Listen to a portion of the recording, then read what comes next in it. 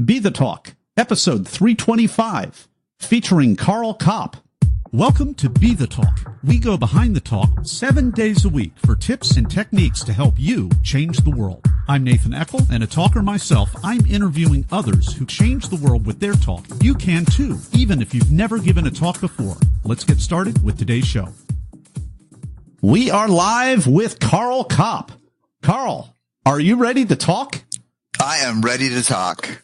Karl Kapp is professor of instructional technology at Bloomsberg University in Pennsylvania. He's the author of 7 books on the convergence of learning, technology, and business. He is an international speaker and consultant in this field of game thinking, game-based learning, and gamification. Most importantly of all, I'm just going to let you know this, Talk Universe. I am actually a former student of Karl Kapp in his program. So it's really fun to have him back today. Karl Kapp, welcome to the talk. Thanks, Nathan. It's great to be here, and it's great to see, you always want, as a professor, your students to exceed what you're doing. So it's awesome to see what you're doing, and it's awesome to be a part of it. Your talk is called Life Lessons from Video Games, and I really love the trademark thing that you do. You have a different way of looking at video games instead of being a hand-wringer and a naysayer and a Debbie Downer about video games. You're always looking for ways in which they're actually helping things. And you had a really funny spin on your recent talk. Well, it was about 4 years back. You talk about how students thought way outside the box. They found all the Easter eggs. They found all the little secrets. They found really, really counterintuitive solutions like, drowning off the customers in a roller coaster simulation instead of actually playing the game as it was intended, flying sideways in an aircraft simulation, sideways off the aircraft carriers, and somehow they survived. And really the point of that isn't to side cut anything. The point of that is to have situational awareness, to be able to see yourself kind of almost as the third person, a character in a play, and be able to, in a good way, disassociate from the negative, sometimes catastrophic emotions of anger and frustration. And you kind of make that point home. So please, Karl, take us behind the talk.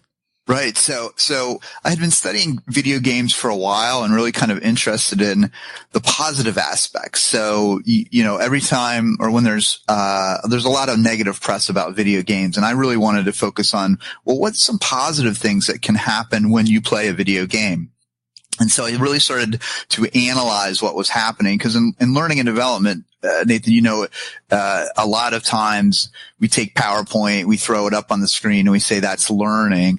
And to contrast that, my kids and myself were up till, 3:00 in the morning playing this video game, trying to figure out how to do it. And I'm like, okay, well, if we're so engaged in the video game, what is it that makes it engaging? And can learning be as engaging? And so that's really how I kind of stepped back and started to examine and found out that, video games have things like problem solving and things like clue finding, pattern recognition. And that really kind of got me energized on that whole topic.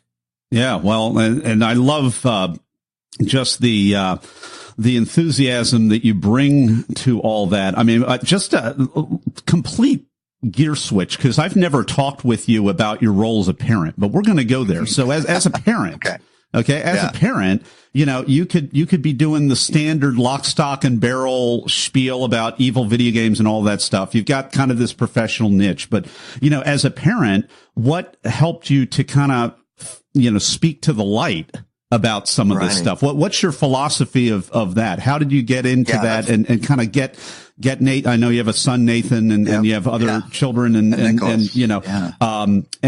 how did you just speak to the light, get them off on the right foot in that way? I'd love to hear your take on that. That's a great question.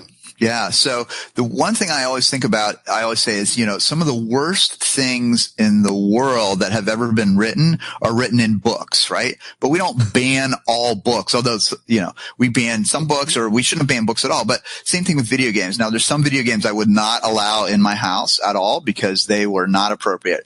But the games that I thought were appropriate, I would sit down with my kids and play through the games with them. And so it was funny because sometimes, when they got older, like, hey, Dad, can we play the video game like, by ourselves. So you have to be here. And then I would talk about, why did you make that decision? Or what were you thinking about when you ran to this corner? Or why didn't you have this character do this? And so I was able to kind of build the dialogue with the kids about the positive thing. And then I would say, well, that's not if something happens inappropriate, that's not appropriate, that's okay in the game, but it's not okay anywhere else. And really have a dialogue and discussion with them about all aspects of the video game. I think when kids go down to the basement to play their video games, you need to go with them. And you may not even like it. And it was so funny because my wife would, try to play some games and was not very good. And she would, kill characters and do stuff. But when we got Rock Band, she killed it. I remember that tweet from you. It was like 8 years ago. The whole family's playing Rock Band together. What good, wholesome family fun.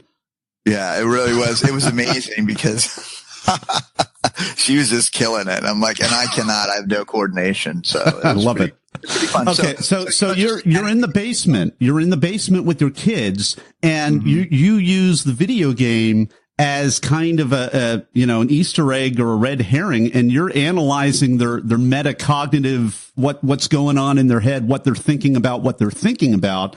And so it's an open door, and that you'd never have that kind of a conversation at the dinner table.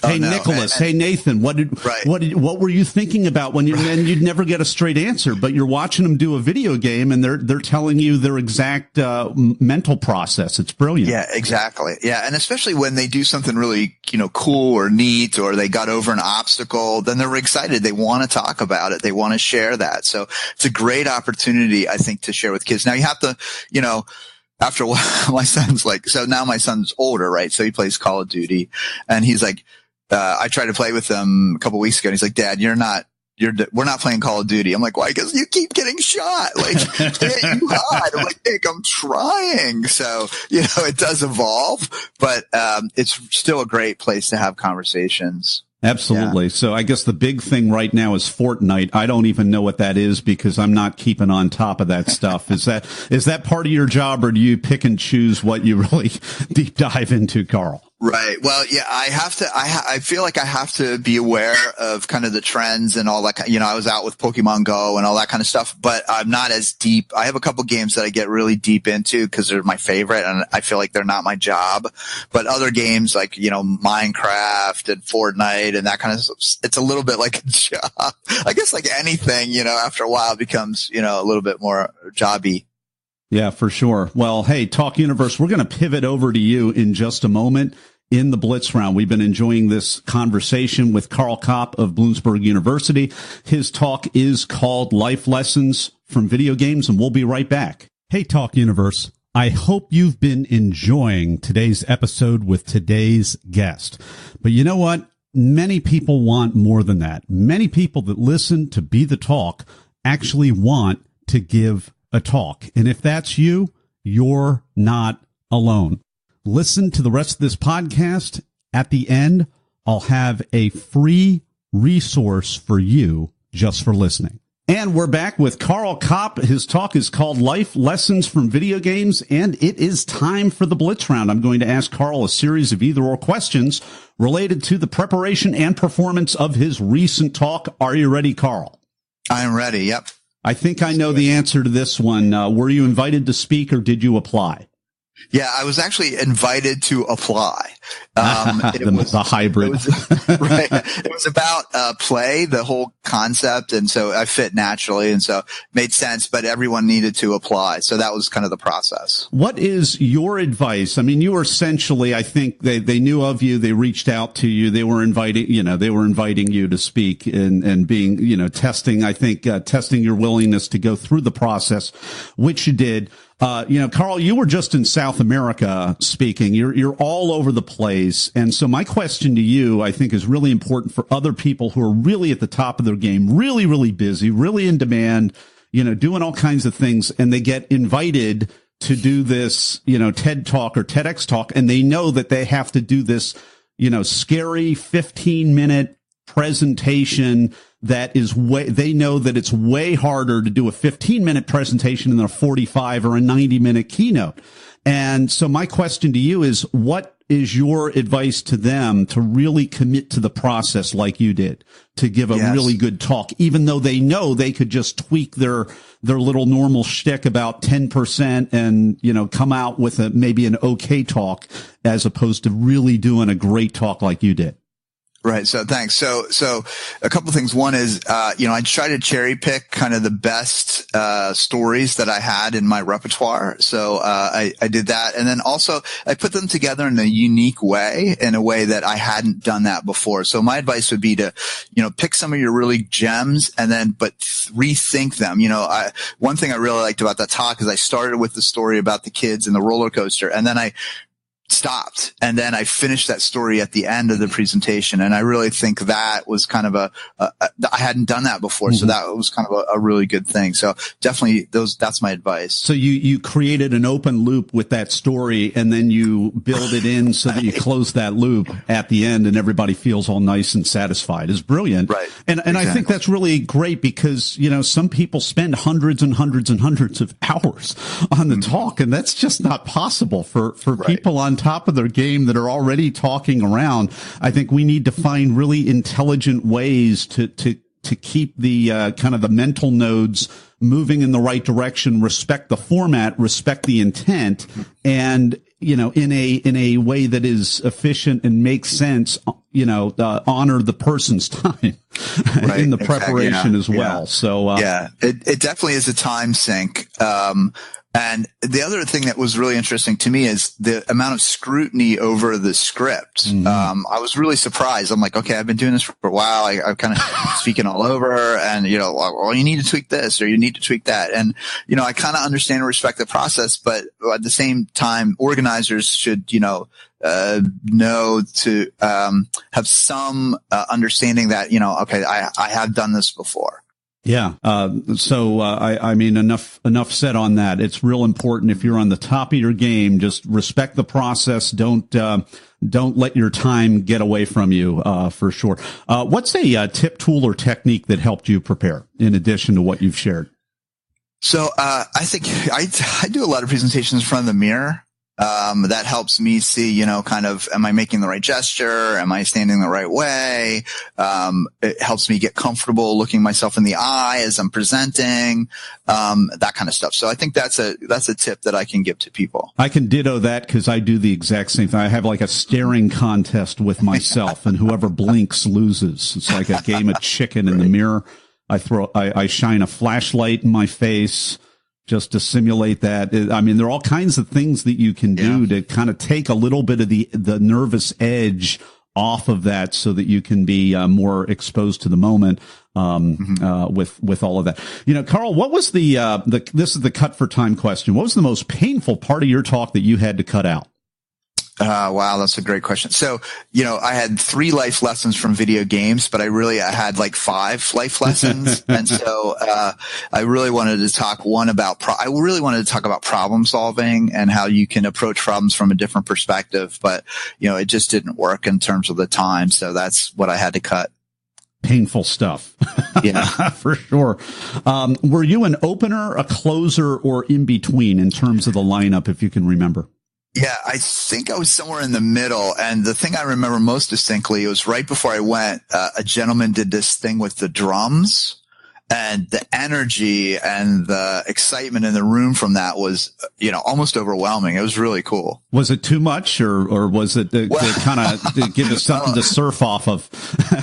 Yeah, it was almost a little bit, I was almost like, well, how am I going to even counter that? How can I go on after this with that high of energy level? So, it was a really kind of a different thing, but the room responded really well. The thing that, surprised me the most was some of the, I had some jokes in there, but some other places where I got laughter, I'm like, oh, I didn't expect that. Okay, that's great. Yeah, you got some nice laughs in there. Yeah, and you have kind of a really kind of a mellow energy that you can bring that's really centered on the stage. So I think that counteracts the drums real well. Gives us a nice yin yang extreme thing. Yeah, I knew I couldn't compete at that level. Right? You're not going to outshout this.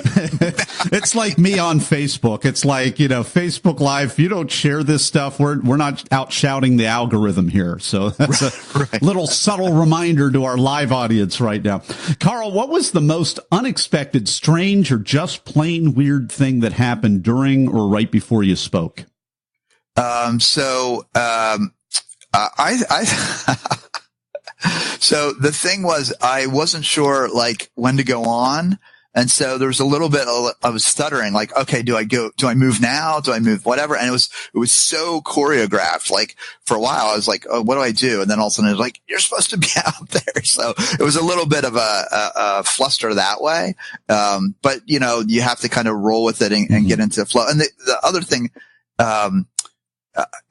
because of the time constraint, I felt really uncomfortable about the time.